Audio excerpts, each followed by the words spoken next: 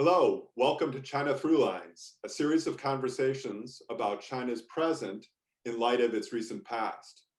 This series is organized by the 21st Century China Center of the University of California at San Diego. I'm Karl Gerth, a professor of modern Chinese history here at UC San Diego. Our guest today on China Throughlines is Professor Arne Westad of Yale University. He is the author of some 16 books on modern international and global history. Today, we'll discuss his ongoing research on China's late 20th century reforms, particularly the all-important turning point decade of the 1970s. Professor Westad, welcome to China Throughlines. Thanks, Carl. It's great to be with you. Looking forward to this discussion. I am as well. Your range of publications is remarkable. With all the different directions that you had before you, why are you writing a book about the 1970s and why now? Well, there is a very easy and straightforward answer to that question, and a couple of more complicated ones.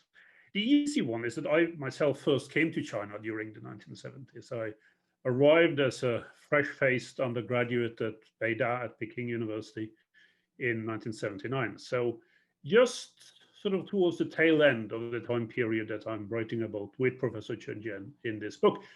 And you know, as whoever arrives in China from wherever, they are rather overwhelmed by the experience, but particularly when you come in towards the end of the 1970s, and this is the more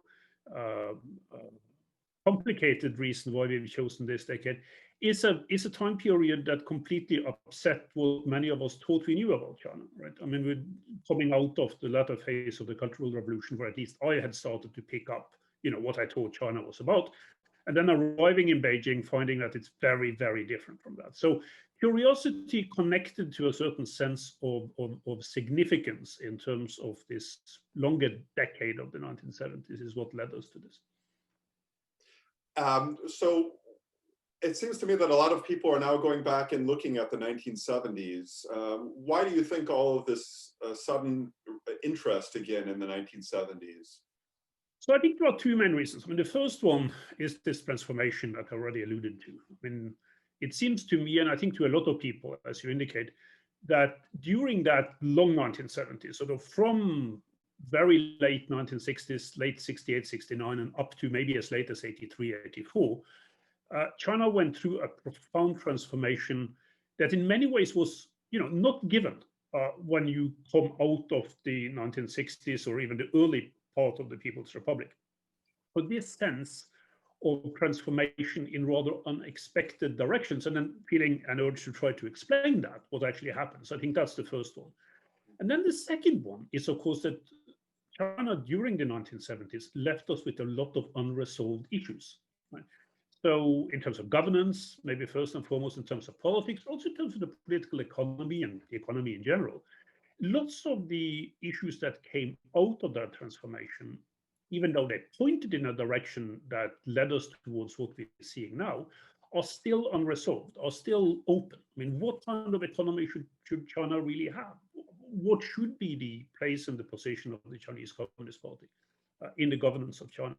So, these were issues that were very hotly debated during the 1970s, particularly after 1978. And that makes this decade also very formative, I think, in terms of the creation of the China we know today. I have the advantage of having heard you give a talk on this, a formal talk on this. So I have some idea of how you'll answer this question. What's distinctive about your approach? It seems that you emphasize a lot more on contingency, that things could have gone in a different way. Could you give us some illustrations of how you think that's the case? Sure. So I do think that's one of the things that sets this book apart, is the emphasis on contingency, on coming out of the late 1960s, how easily China could have moved in very different directions. I mean, if the left, the ultra-left, which was very strong in China in the early 1970s, and maybe particularly after 1971 and the purges after the attempted escape and death of the Chairman Mao's selected successor, Lin Biao. If that ultra-left had come to power, which could quite easily have happened, I think China would have moved in a direction not entirely different from what you saw in Cambodia. with some of the emphasis on the total change, the profound change of any kind of economic and social mechanisms coming out of the past. But I also think it's quite possible, particularly in the latter part of the time period that we are looking at, that China could have moved towards a much more open society, a much more pluralistic society. It would have been a slow process, I think, under any circumstance, but there were significant voices inside and outside of the Communist Party who claimed that China in the 1960s, during the Cultural Revolution, had become such a disaster zone that everything had to be retold, everything had to be transformed, including politics, which of course in the end was what did not happen, right? That did not move in the direction of a more profound political transformation. But probably a little bit different from many other historians who've looked at this, Carl. I think I would argue that there certainly was the possibilities around 1978, 79, maybe even early 1980, that things politically as well could have moved in a very different direction.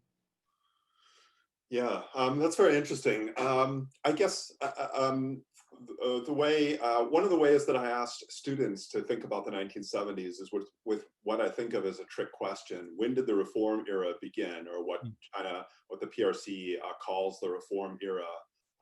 It sounds like you've had a couple of different answers in what you've told us so far. Could you perhaps take a stab at that question? Yeah, I'll do your essay question for you, Carl. I think there are different answers to it, and since I'm writing this book together with Chen Jian, who is a very distinguished historian, primarily, though not exclusively, of China's foreign affairs, and there are many issues that we have spent a lot of time discussing, conceptualizations leading up to where we are now in terms of the manuscript, and one of them is about origins. I think Professor Chen probably emphasizes, even more than what I do, more in line actually with your own work, that much of what came to fruition during the period that we know as the Reform era was really born much, much earlier. And that came out of economic and social practices in China that had flourished during the 1950s and had never gone away during the Cultural Revolution, particularly in terms of business, in terms of how people operated economic exchanges, very sotto voce, of course, out of view from the state, but also a relatively high degree of acceptance of these manners of exchange, at least at the local and regional level in some parts of China. So that's one way of saying this. Of course, things became easier when the pop leadership started moving towards an undefined set of reforms after 1978, but it had much earlier origins, and some of these practices were really continuations of what had happened before, rather than full break with those practices. But then there is also another way of looking at this, and that's focusing on the early 1970s as a kind of breaking point.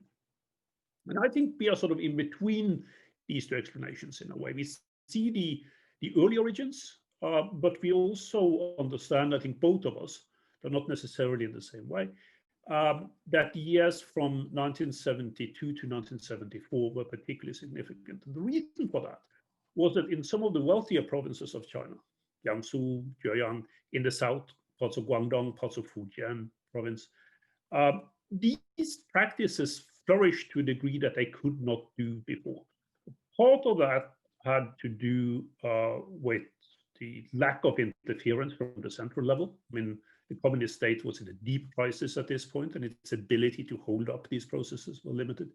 But also contacts with the outside world had restarted, particularly through Hong Kong and Taiwan. So, there is a development during those years, which I also think is very significant. But interestingly, where both Professor Chen and I agree, is that this did not start in 1978. It started earlier than that. So the audience primarily for this series is people particularly interested in contemporary China, but trying to give them some historical context. How do you think the 1970s and these different ways of approaching it helps us better understand contemporary China? Well, it has to do, I think, with this transformation that China went through during that time period, without which the kind of China that we're looking at today would have been entirely impossible. But I think there are two, maybe three things that sort of stand out. One we've talked about already, and that is the economic transformation that started. But there were also a social and cultural transformation happening roughly at the same time. And one of the big challenges of this book, in fact, is how to link these various aspects of development. Not to mention other fields such as intellectual history or foreign relations, or whatever be minority relations, what you're trying to cover in what has already become a very broad book, broad manuscript. So I think it's the economic transformation. I think it's a social and cultural transformation, new modes of thinking, that people were able to break free from much of the past, not all of the past, but much of the past in terms of how they thought about their own lives and their own possibilities. And then I also think, very significantly for what was to follow, that there was a breakup in terms of the relationship between individuals and groups and families on the one hand, and authority on the other. So in a way, what we are seeing today is an attempt by the current Chinese communist leadership to crack down on many of these freedoms that people took for themselves towards the tail end of the 1970s. And through exploring those freedoms, it's these people who transformed China into what it is today. So without that more profound change that we are trying to explore, I think much of this would have been impossible leading up to the situation that we have today. So I think the 70s, the long 70s, is really crucial for trying to understand not just how China has ended up where it is now, but also the possibilities, the potential that is there for further change in the future. What do you see as holding back those possibilities, both then and now? So I think there are two things, and they are similar, both then and now. One is the power of the Communist Party, the sense among many Chinese in the party, genuinely held belief that China needs strong leadership, needs a party dictatorship in order to make the kind of progress that they would like to see. It's not a universally shared view, as we show in the book. It's not a universally shared view now, but it was strong then, and it is strong today. It mainly for the same reasons. The idea that development is somehow connected to strong authoritarian leadership. And then I think the second one is the one that is trickier, and that is the deeper past in terms of how China has been governed. So what a lot of people started to, at least to try to rethink during the middle and late part of the 1970s, are these inheritances that today's China has from, especially from the very late imperial era, and that you will know well. That's a point that I've been trying to explore in other things that I've been looking at besides this particular project, is, how the Qing Empire in many ways, through its peculiar institutions and its approaches to governance, its approaches to the past, its approaches to theory and organization, is something that is still remaining within China today. So I think that circumscribed, in a way, many of the discussions about change in the 1970s, just like it does today. It seems that some of the ways that you approach the 1970s or even earlier is colored by your preoccupations, the kind of things that you find important and significant in contemporary China. For instance, you mentioned political pluralization and what will happen to the Chinese Communist Party, and then kind of connecting that with both earlier efforts towards pluralization and earlier efforts towards strengthening. I wonder if we think about other things in the contemporary landscape, such as the expanding climate emergency, how that might color how we see earlier periods of Chinese history, particularly the 1970s. Is there a way of thinking about the 1970s in which China wouldn't have become the #1 emitter of greenhouse gases as they've become?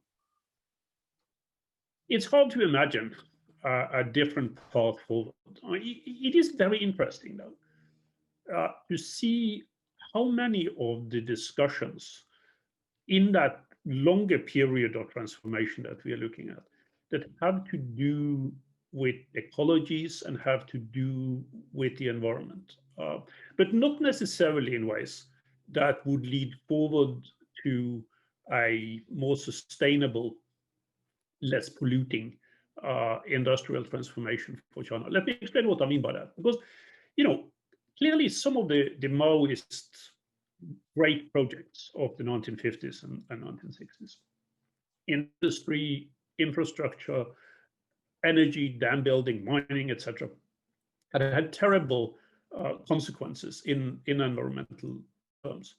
And there was, during the 1970s, particularly the late 70s, a profound critique of this. There was an ability to understand some of the damage that was being done. Part of it, interestingly enough, came through people who traveled, sometimes against their own will, during the Cultural Revolution era. So youth who were sent down to various provinces and saw this destruction themselves, city youth, in full, and then started talking about this and discussing it and writing it up. But the reason why it moved towards what was far greater environmental destruction in the 1990s and early 2000s, rather than a more critical approach, I think simply had to do with the understanding, including among some of these people when they were about 10 years older, of the need for economic transformation in China and the inability to break out of this and think in other terms about how that growth could be created. It's hard, to hold that against the Chinese. We saw many of the same developments in other parts of the world roughly at the same time. So I'm not surprised by that development, but I was a bit surprised to see how many people in the late 1970s, especially early 1980s as well, who took the immense environmental destruction of the past seriously and wanted to discuss it and wanted to uphold it as an example of what should not happen in the future. I can't resist asking a bit of a follow-up question to that, especially as you raise the origins of the growth mania or obsession or preoccupation in the 1970s. I wonder if you could talk a little bit about the global situation China found itself in the 1970s. Growing wasn't just a matter of making sure everyone got a refrigerator or whatever else they were after, but it was also a question of national security. And I wonder how that played into the growth imperative of the 1970s and whether that's still in effect today. Absolutely. Both. So I think it was crucial for the 1970s. One of the things that the regime had both in the early 70s when Mao Zedong was still around, and maybe even more so in the late 1970s, both under He Guofeng and then when Deng Xiaoping and his group solidified their power after 1978, is this obsession with the idea that there will be war, that China will be attacked from the outside, most likely by the Soviet Union, but also possibly in a war with the Americans. And the imperative of growth, of rapid growth, came straight out of that table. And it's remarkable to see how often leaders in the time period that we are looking at keep repeating this. This isn't growth from their perspective in order to help people get rich or move out of poverty.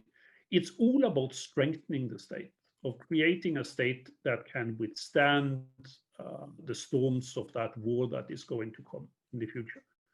That was their thinking about it. And I think it's fascinating to see, I'm sure you will have noticed this as well, how much of the literature that deals with this time period, especially from a US perspective, that gets this exactly upside down.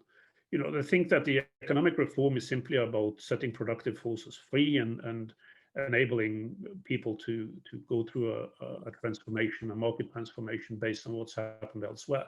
I think from the leadership's perspective, then, and probably also now, it's the state imperative that is the most important. It is what the state can extract from its own society in order to prepare for some kind of external conflict. So again, this is perhaps not so surprising when you think about it in terms of the deeper Chinese history. But it is really interesting to see how pronounced it was when you start looking at some of these materials. Yeah, I'm similarly surprised that discussions of the Made in China 2025 plan are often talked about as a form of autarky rather than a form of, I don't know, geostrategy and response. I mean, you just take that simple statistic that the US's military budget is greater than the next 10 countries, which would include China combined. It's easy to imagine that China would find itself today, as they did then, in a position where it constantly needs to innovate and, as you said, unleash the productive forces, if not the well-being of its country, but also its sheer survival. Is that fair to say, do you think? No, I agree with that. I mean, I think if we look at the situation today, I think that's very true. I mean, I think that's exactly where much of this is coming from. It is less a specific economic development for economic thinking for rapid development and sort of the economic transformation per se, as it is as a preparation for whatever the Chinese Communist Party and the Chinese government wants to do. So, of course, there doesn't need to necessarily to be a contradiction between those two, except perhaps in terms of, the ability that ordinary people have to influence their own economic practices. But it's very clear what comes first. It is the geopolitical strategy, as you indicate, that determines how China approaches its economy, not the other way around. Fascinating. I wish we had more time. I can't wait to read your and Chen Jian's book. When do you suppose it'll be out? Well, probably not until 2022. We hope to finish it by the end of spring, so that should give us just about enough time to get the 2022 imprint. Great. I look forward to it. Thank you so much for joining us. Thank you very much, Karl. It's been a pleasure.